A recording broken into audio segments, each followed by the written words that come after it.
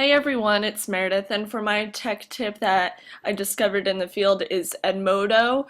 Probably some of you have heard of it. I know that in my school that I'm at, many of the teachers are involved in Edmodo because it's kind of an all-inclusive site that teachers can go on, and as you can see, you can sign up either as a teacher, as a student, or as a parent, and if you're a teacher, you can find your school district, and then automatically you would be in that realm of Edmodo. So I'm going to log in,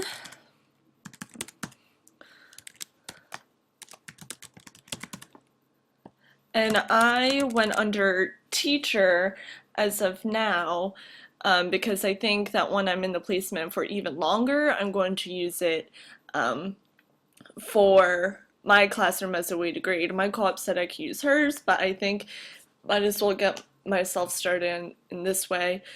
Okay, so as we can see, it looks a lot like Facebook, which I think is a way for students to actually not think of this website as something lame and boring. It's something that they're all used to and that they all like to use, and so that's a plus for the students. From a teacher's perspective, they have notes, which is like a status. So I could type anything that I want there.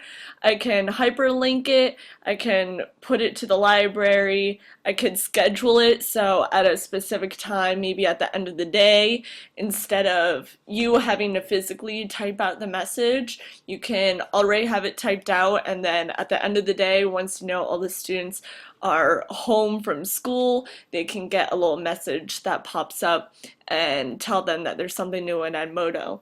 Since this is email based, all the students can find their information through email. They would get a little alert from Edmodo.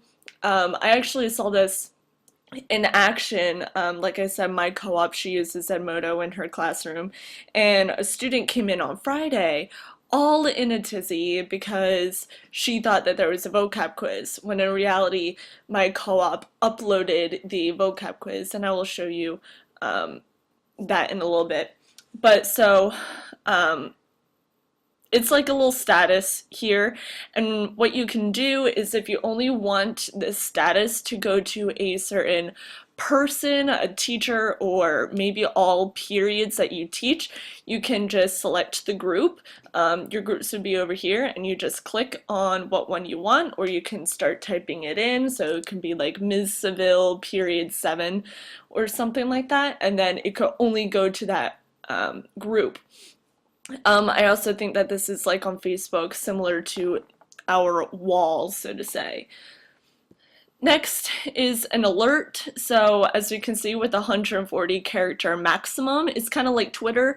You can just send something short out there to remind students, like vocab quiz on Monday or something along those lines. I know that's what my teacher does. Or if she forgot to tell the student something and she just wants to say, bring your books tomorrow, this could be done this way, or even like, teacher won't be here tomorrow, blah blah, so on and so forth.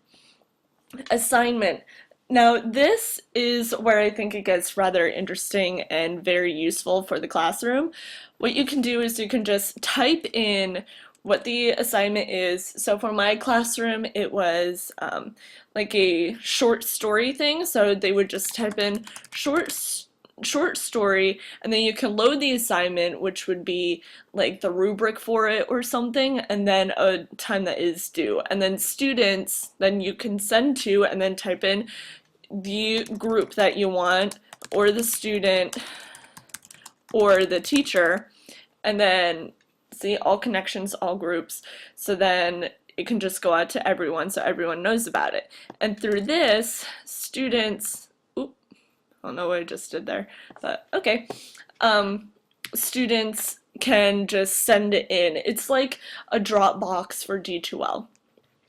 And now quiz. I saw this in the field on Tuesday where the students had a vocab quiz, and instead of using paper, my co-op automatically loaded it in here, and then the cool thing, Edmodo automatically grades it. So all as the teacher you need to do is just take the like 15 out of 20 and then put it in your grade book. And so you're done.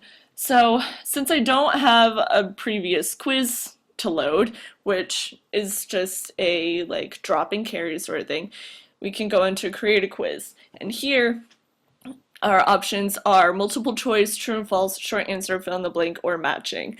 So we'll do multiple choice first. Oh, and at the top, I can type in here, vocab 3-1 quiz due Monday. So I can do that. And then time limit usually is 60 minutes is what my co-op does. And then we can have our own teacher copy and then just assign it. So let's do add first question.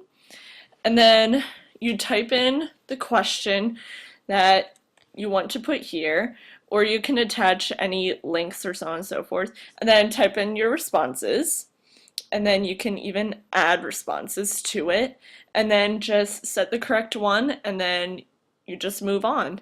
So then you just click next, and then it would go on to 2.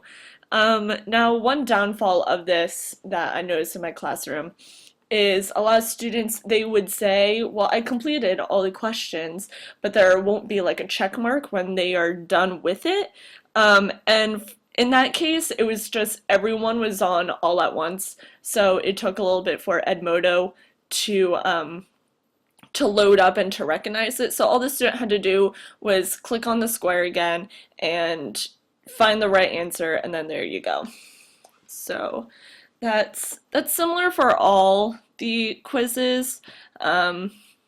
It's basically you just plug in what you want it to be. This is a great way for to go paperless.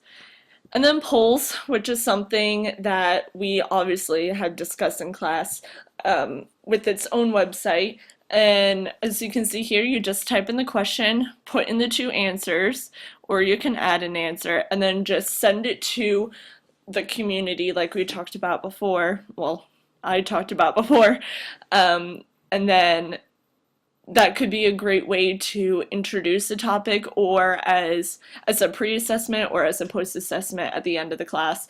Then students can just log on to Edmodo, click it, and then it's sent to the teacher's Dropbox. Through here we can see, well, I talked about the groups, and how my co-op had it is she had all of her periods, so she can just click on a period. And she also had a teacher that she co-teaches with often.